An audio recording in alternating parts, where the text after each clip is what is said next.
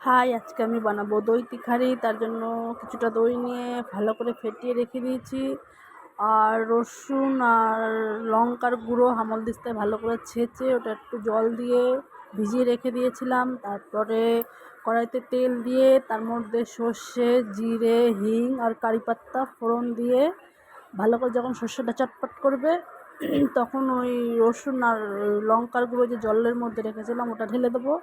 দিয়ে একে একে ধনের গুঁড়ো, একটুখানি জিরের গুঁড়ো, লবণ, হলুদ দিয়ে এটাকে ভালো করে কষাতে হবে। ভালো করে কষিয়ে যখন দেখবে তেল ছেড়ে দিয়েছে তখন ফেটিয়ে রাখা দইটা ঢেলে দেবো। দইটা দিয়ে কিন্তু বেশিক্ষণ নাড়ানো যাবে না, কারণ কি ফেটে যাবে তাহলে।